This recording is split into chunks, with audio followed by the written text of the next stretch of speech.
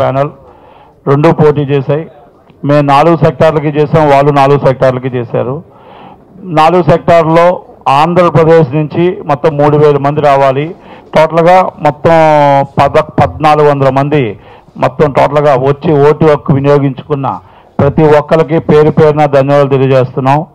మాకు ఓటేసిన ప్రతి ఒక్కరికి, ఓటర్కి ఓటు వేయడానికి వచ్చిన ప్రతి ఒక్కరికి కూడా పేరు పేరున ధన్యవాదాలు తెలియజేస్తున్నాం. అలాగే ఎగ్జిబిటర్స్ ఎప్పుడు 20 సంవత్సరాల దాకా, ఈ రోజు దాకా 20 సంవత్సరాల నుంచి ఎలక్షన్స్ లేవు. అలాంటిది ఎగ్జిబిటర్ ఎలక్షన్కి సురేష్ బాబు గారు ప్యానల్ పెడితే మేము కూడా ప్యానల్ పెట్టి 240 ఓటింగ్ జరిగింది. 40 ఓటింగ్లో మాకు 130 మంది ఎగ్జిబిటర్లు వచ్చారు, వాళ్ళకు వచ్చారు. అంటే ఓటింగ్ అనేది ఆంధ్రప్రదేశ్లో 1200 థియేటర్లు లీజు వాళ్ళ చేతుల్లో ఉన్న ఎగ్జిబిటర్కి ఎంత కోపం ఉందో ఆ కోపం ఈ ఓటు మీద చూపించి 130 మంది మా ప్యానల్కి వేసినందుకు పేరు పేరున ధన్యవాదాలు తెలియజేస్తున్నాం. ఇది స్టార్టింగు. ప్రతిసారి ఎలక్షన్స్లో ఎగ్జిబిటర్స్కి ఇంక ఎలక్షన్స్ ప్యానల్, అపోజిషన్ ప్యానల్ ఉంటుందనేది తెలియజేస్తున్నాం. అలాగే డిస్ట్రిబ్యూటర్స్కి ఆంధ్రదేశం అంతా 460 ఓట్లు ఉంటే 372 ఓట్లు వచ్చి పోలయ్యాయి. దాంట్లో వాళ్ళ ప్యానల్కి 175, మా ప్యానల్కి 164. మా దాంట్లో 3 ఓట్లు మేము గెలిస్తే సెకండ్ ప్లేస్లో ప్రసన్న గారు గెలిస్తే, 7th ప్లేస్లో నేను గెలిస్తే, 10th ప్లేస్లో మా భరతభూషణ్ గారు గెలిస్తే, ముగ్గురం గెలిస్తే వాళ్ళకి 9 గెలిచారు. మాకు టోటల్గా ఓటమికి తక్కువ ఓటమికి వాళ్ళకి 6 ఓట్లు 8 ఓట్లు తేడాతో తక్కువ అన్నీ ఓడిపోయాం. వాళ్ళ ప్యానల్ 175, మా ప్యానల్ 164. కనుక ఓటమి ఆంధ్రదేశంలో సురేష్ బాబు, దిల్ రాజు, సుధాకర్ రెడ్డి గారు, మొత్తం సురేష్ బాబు, మొత్తం మేనేజర్లు, టోటల్ ఎంటైర్ టీం ఉదయం నుంచి రాత్రి దాకా కాపలా కాసి నిలబెడితే కూడా 7 ఓట్లు తేడాతోనే ఒక ప్రసన్న కుమార్, నట్టి కుమార్ ప్యానల్ అది మనం ఓటమి చెందాం అన్నదానికి మేము తెలియపరుస్తున్నాం. ఎందుకంటే ఎంత వ్యతిరేకత ఉంది, ఇంతమంది కలిసినా కూడా వ్యతిరేకత ఎంత ఉంది అనేది తెలిసింది. ఓకే, వాళ్ళ దాంట్లో మా దాంట్లో 11 గెలిచాం, వాళ్ళ దాంట్లో 35 గెలిచారు. కాబట్టి ప్రెసిడెంట్ అనేది 48లో డిసైడ్ అవుతుంది. కాబట్టి వాళ్ళకి ప్రెసిడెంట్ సురేష్ బాబుకి వెళ్ళింది. మేము సురేష్ బాబుకి వెళ్ళడంలో ఆయన ఎలక్షన్స్లో ఓటు ఎక్కువ వచ్చిన వాళ్ళు గెలుపు, ఓటు తక్కువ వచ్చిన వాళ్ళకి ఓటమే. కాబట్టి ఓటమిని మేము అంగీకరిస్తున్నాం. గెలుపు వాళ్ళు చేశారు, కానీ గెలిచినది వాళ్ళు గెలుపు కాదని చెప్పగలుగుతా. ఎందుకంటే ఈ గెలుపుని 8 ఓట్లు 9 ఓట్లతో దొంగ ఓట్లు 40 ఓట్లు వేసుకొని గెలిచారే తప్ప ఆ దొంగ ఓట్లు 40 ఓట్లు లేకపోతే అంతమంది కూర్చున్నా కూడా ఓటమి చెందేవారే తప్ప ఇంకోటి లేదండి. అంత ఓట్లు వేసినా కూడా మేము ముగ్గురం గెలిచాం. అలాగే ప్రొడ్యూసర్స్లో మేము ప్యానల్లో 2 గెలిచాం. హైయెస్ట్ మెజార్టీతో గెలిచాం, ప్రసన్న గారు కానీ సాగర్ గారు కానీ. అంటే అక్కడ కూడా 2 తేడా వచ్చింది. దాంట్లో మా సోదరులే, మా చిన్న సినిమా నిర్మాతలు, మా సోదరులు కొంతమంది వాళ్ళు మోసం చేసి, దగా చేసి, నమ్మించి, మోసం చేసి లాక్కొని సెక్రటరీ పోస్ట్ ఇస్తాము రండి అని చెప్పి ఆశ చూపించి దొంగతనంగా గెలిచారే తప్ప నైతికంగా ఓడిపోయారు. ఎల్ఎల్పి ప్యానల్ కానీ వాళ్ళు కానీ నైతికంగా ఓడిపోయారు. ఎందుకంటే వాళ్ళని సెక్రటరీ పోస్ట్ ఇస్తానని మోహన్ గౌడ్కి కానీ మా సురేందర్ రెడ్డికి కానీ వీళ్ళందరికీ చెప్పి వాళ్ళు గెలిచి అంత ట్రై చేసినా కూడా, అంతమంది అటు ట్రై చేసినా కూడా 2 మేము గెలిచాం. అలాగే ఎగ్జిబిటర్స్ మేము 4 మేము గెలిచాం. అంటే వాళ్ళకి ఓటమి అనేది, గెలుపు అనేది ప్యానల్ రాలేదు. చాలామంది ఘన విజయం కాదు అది. వాళ్ళు నిజంగా నైతిక బాధ్యత ఉంటే ఇది గెలుపు మాది కాదు. ఎందుకంటే ఒక నట్టి కుమార్, ఒక ప్రసన్న కుమార్ గెలుపు అని చెప్పాలి. 8 ఓట్లు 7 ఓట్లు ఒకళ్ళు 1 ఓటు తేడాతో గెలిచారు. 1 ఓటు వీరనాయుడు గారు 1 ఓటు తేడాతో ఆయన గెలిచాడు. 8 ఓట్ల తేడాతో ఒకరు గెలిచారు. 8 ఓట్ల తేడాతో 6 ఓడిపోయాం మేము. 6 ఓట్ల తేడాతో 1 ఓడిపోయాం. అంటే ఈ ప్యానల్కి వాళ్ళకి నైతిక బాధ్యత వహిస్తూ వాళ్ళు 100% ఓటమి చెందినట్టు మేము గెలిచినట్టే భావిస్తున్నాం. ప్రతి ఒక్కరు కూడా మేము గెలాలి ఈసారి వారావారీగా జరుగుతుంది.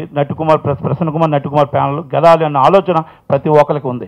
అలాగే సురేష్ బాబు గారు ప్రెసిడెంట్ అయ్యాడు, గెలిచాడు కాబట్టి ప్రెసిడెంట్ అయ్యాడు. కాబట్టి వాళ్ళ ప్యానల్కి అభినందిస్తూ మేము ఆయన ముందు ఒకటే పెడుతున్నాం, సార్ మీకు లీజ్ డియర్ చిన్న సినిమాలవి ఉన్నవి ఇప్పుడు ఏదైతే ఉన్నాయో ప్రాబ్లమ్స్ గతంలో మీరు ప్రెసిడెంట్గా ఉన్నప్పటి నుంచి ఇప్పుడు దాకా అయ్యే ఉన్నాయి.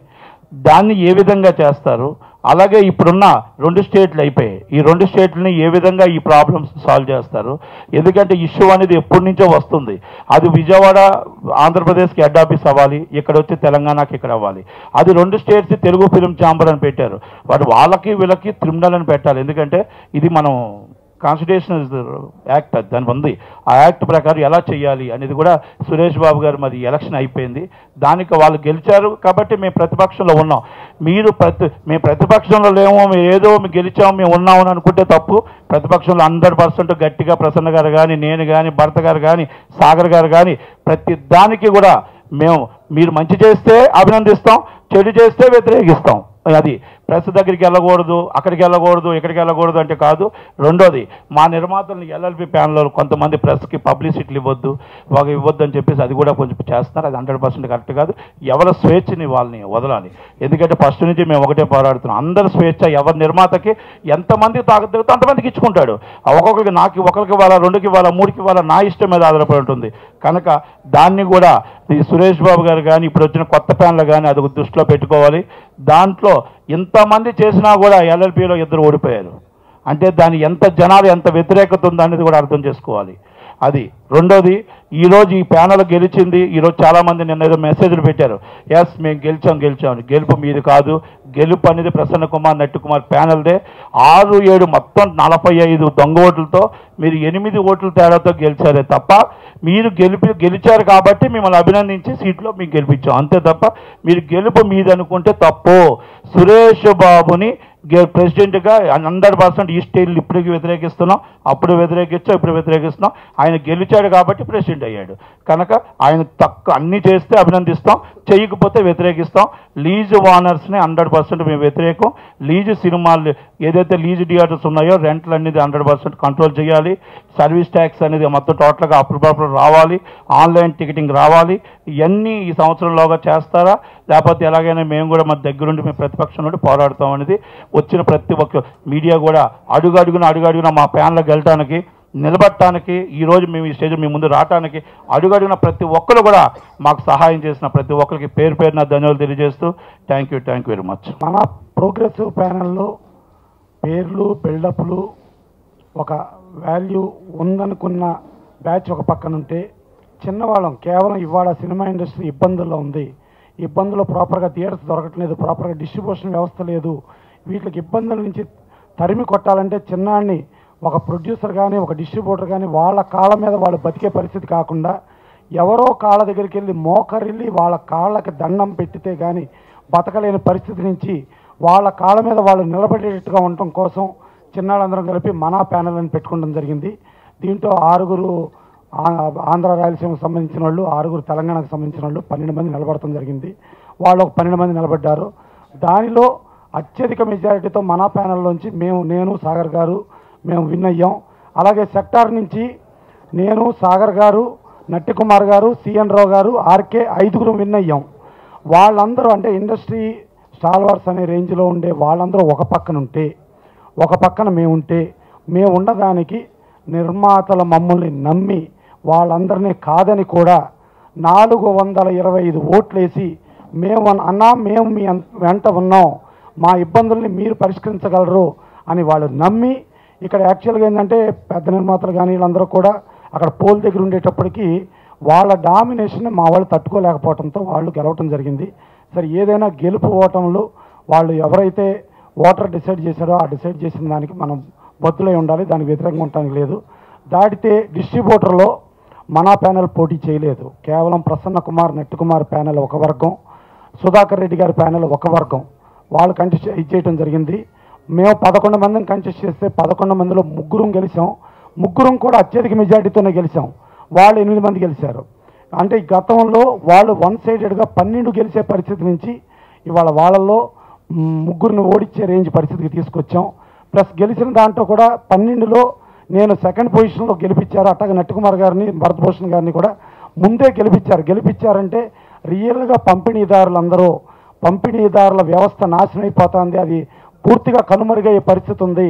ఆ పరిస్థితి నుంచి కాపాడటానికి మీరున్నారు, మిమ్మల్ని నమ్ముతున్నామని చెప్పి కేవలం ఇవాళ రోజున గెలిపించుకుంటాం కనిపించింది. ఓటింగ్లో కూడా డెఫినెట్గా ఒక వర్గం ఒక భయములు లేకపోతే ఒక వర్గం ప్రెషర్లకి కూడా తట్టుకుని నిలబడి ఓటేసిన డెఫినెట్గా ప్రతి డిస్ట్రిబ్యూటర్లకి ప్రతి పంపిణీదారుల వ్యవస్థను కాపాడుకుందామన్న ప్రతి ఒక్కళ్ళకి మా ఓటేసిన వాళ్ళందరికీ వాళ్ళకి ధన్యవాదాలు. అలాగే ఎగ్జిబిటర్లో కేవలం 16 పోస్టులకి 23 మంది మాత్రమే ఉన్నారు. 23 మందిలో కూడా 5 లేరు, కేవలం 16 మంది వాళ్ళ పక్కన ఇటు 2 ఉండటం జరిగింది.